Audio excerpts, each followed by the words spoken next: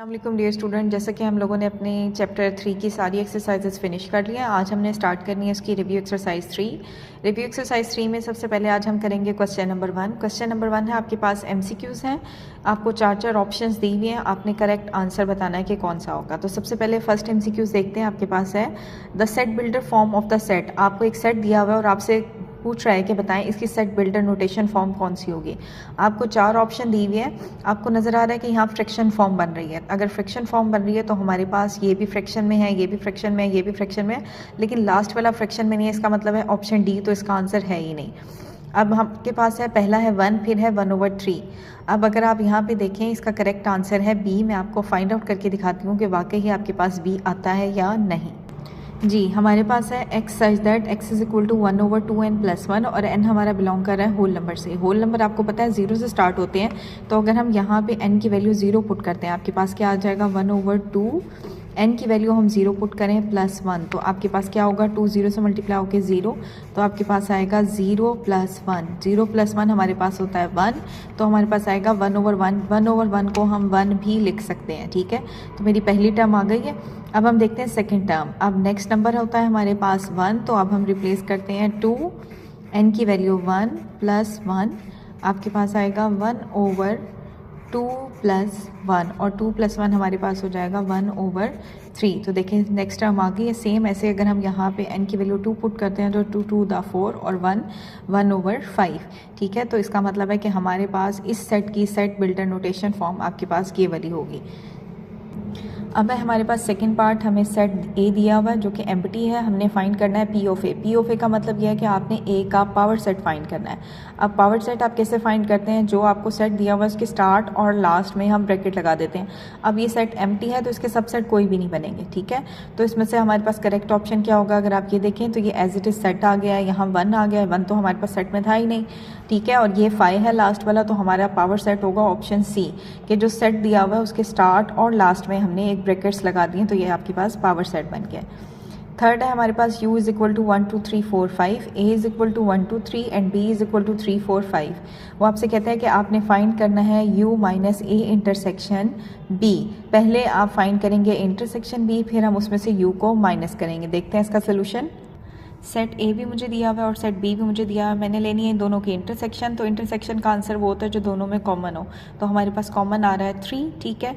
अब हमने u minus A intersection B find करना है। u minus A intersection B, इसके आंसर में आपके पास यूनिवर्सल सेट के वो वाले एलिमेंट आएंगे जो ए इंटरसेक्शन बी में ना हो। अब आप चेक करें, इंटरसेक्शन बी में सिर्फ 3 है, तो हमारे पास आंसर में आ जाएगा 1 2 4 5। तो हमारी करेक्ट ऑप्शन होगी थर्ड एमसीक्यूज की ऑप्शन ए। नेक्स्ट है हमारे पास फोर्थ पार्ट, वो कहते हैं if a and b are overlapping set. A और बी आपके पास क्या है, ओवरलैपिंग सेट हैं, then n of A minus b is equal to. इसके लिए आपने फॉर्मूलाज देखे हैं, आपको वेन डायग्राम बना के दिखाई है, हम देखते हैं पीछे। जी, तो मैं आ गई हूँ, पेज नंबर है आपके पास 44, जिसपे हमें ये वेन डायग्राम दी हुई है, ठीक है। हमें कहा है ए और बी ओवरलैपिंग सेट है। यहाँ आप देख रहे हैं कि डिसजॉइंट सेट के लिए सिचुएशन दी हुई है, ओवरलैपिंग सेट के लिए ए सबसेट है बी का और बी सबसेट है ए के लिए। हमने देखनी है ओवरलैपिंग सेट में। ओवरलैपिंग सेट में वो आपको क्या कहता है, n of A minus B आपने बताना है। तो n of A minus B हमारे पास किसके इक्वल है, n of A minus n of A intersection B. ये है हमारे पास इसका आंसर जी। तो हमारे पास इसकी करेक्ट ऑप्शन होगी option d, n of A minus n of A intersection B.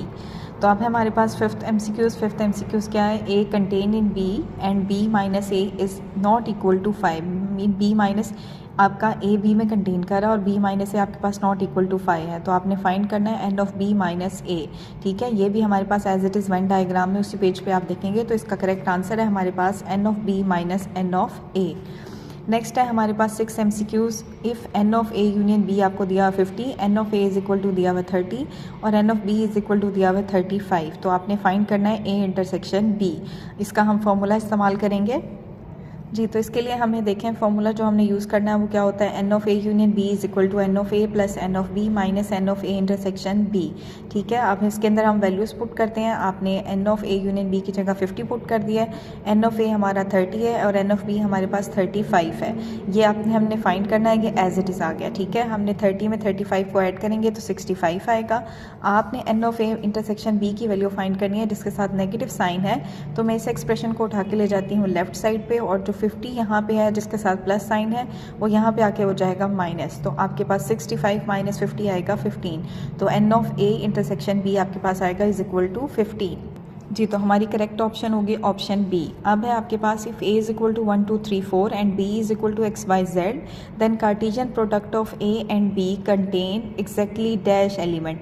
ए भी सेट आपको दिया हुआ और सेट बी भी आपको दिया हुआ, कहते हैं उसके कार्टेशियन प्रोडक्ट में कितने एलिमेंट होंगे, वो आप कैसे निकालेंगे। ए में आपके पास 4 एलिमेंट है और बी में आपके पास 3 एलिमेंट है, तो 3 मल्टीप्लाई हो जाएगा 4 से, तो हमारे पास आएगा 12। तो इनके कार्टेशियन प्रोडक्ट में 12 एलिमेंट्स होंगे। क्लियर।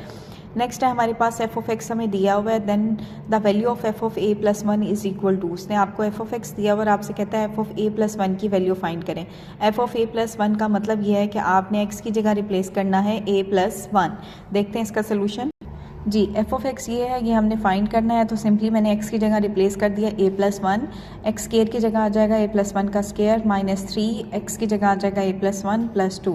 अब यहाँ हम ओपन करेंगे ए प्लस बी का होल स्केयर फॉर्मूला, जो कि आपके पास होता है ए का square plus 2 a b plus b का स्केयर, और ये माइनस 3 हमारा ब्रैकेट से मल्टीप्लाई होकर आएगा माइनस 3a माइनस 3 और प्लस 2।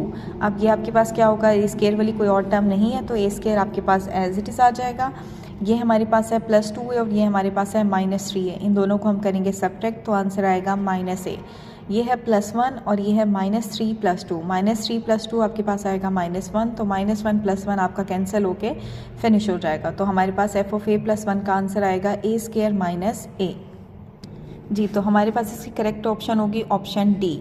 नेक्स्ट है हमारे पास 9th MCQ given that f of x is equal to 3x plus 1 if f of x is equal to 28 then the value of x is. वो आपको F of x दिया हुआ है, वो आपसे कहते हैं कि इस पार्ट में हमने एफ की जगह एक्स की जगह वैल्यू रिप्लेस करके एक्सप्रेशन फाइंड आउट किया था। यहाँ वो आपको एक्स की वैल्यू नहीं दे रहा, वो आपको डायरेक्ट बता रहा है कि एफ ऑफ एक्स हमारे पास 28 के इक्वल है, तो आप वेरिएबल एक्स की वैल्यू फाइंड आउट करें। देखते हैं इसका सोल्यूशन। जी, तो एफ ऑफ एक्स हमें दिया हुआ है 3x plus 1, f of x is equal to 28। हमने एक्स की वैल्यू फाइंड आउट करनी है, हमने एफ ऑफ एक्स को 28 के इक्वल रखा है। ठीक है, आपके पास ये प्लस 1 यहाँ एक्स्ट्रा है, उस साइड पे जाके हो जाएगा माइनस 1, तो आपके पास आएगा 3x इज इक्वल टू 27। आपने एक्स की वैल्यू फाइंड करनी है, 3 यहाँ एक्स्ट्रा है, 3 उस साइड पर जाके डिवाइड होगा, तो एक्स इज इक्वल टू आपके पास आएगा 9। तो मेरे पास इसकी करेक्ट ऑप्शन है ऑप्शन ए। नेक्स्ट है आपके पास let a is equal to this and b is equal to this. ये दोनों सेट आपके नॉन एम्प्टी सेट है। नॉन एम्प्टी सेट का मतलब ये खाली नहीं है, इनमें कुछ ना कुछ है। हमें बज़ाहिर नज़र भी आ रहा है कि ए में 1 2 3 है और बी में ए भी है। ठीक है, वो कहते हैं एंड एफ डॉट ए से जा रहा है बी में, बी ऑफ फंक्शन। वो कहते हैं कि ये आपके पास एक एफ से ए डॉट बी में एक फंक्शन जा रहा है जिसे हम डिफाइन कर रहे हैं 1a 2b 3b, then which of the following statement is true. तो आपने ये बताना कि कौन सी स्टेटमेंट हमारे पास ट्रू है। ये तो उसने आपको बता दी कि ये फंक्शन है। ठीक है, अब आप नीचे अगर ऑप्शन देखें तो उसमें पूछ रहा है कि इंजेक्टिव है, सरजेक्टिव है, बाइजेक्टिव है या इज़ इन टू ओनली। आपने बताना कि ये कौन सा फंक्शन है। अब अगर आप यहाँ देखें कि ये फंक्शन है, तो फंक्शन में डोमेन की तो आपके पास डोमेन सेट ए के बराबर भी होगी। ठीक है, और ये आपका कंटेन भी कर रहा है ए क्रॉस बी में। ठीक है, और हमारे पास ऑर्डर पेयर के पहले एलिमेंट की रेपिटेशन भी नहीं है, मीन फंक्शन की तीनों कंडीशन पूरी हो रही है। उसके बाद हम चेक करते हैं इसकी रेंज अगर आप इसकी चेक करें, यहाँ ए बी और अगेन बी है। ठीक है, तो ये रेंज हमारी सेट बी के बराबर आ रही है। अगर रेंज आपकी सेट बी के बराबर हो तो ये आपके पास कौन सा फंक्शन होता है, ये होता है हमारा सरजेक्टिव फंक्शन। ठीक है, डोमेन में रेपिटेशन हो रही है इसलिए आपके पास 1 1 नहीं होगा, सिर्फ ये क्या होगा आपके पास एफ इज़ अ सरजेक्टिव फंक्शन। तो ये था हमारे पास इसका 10th MCQs। तो आज हमने रिव्यू एक्सरसाइज के एक्सरसाइज 3 के सारे MCQs सॉल्व कर लिए हैं। Thank you so much, but don't forget to subscribe the channel for more videos.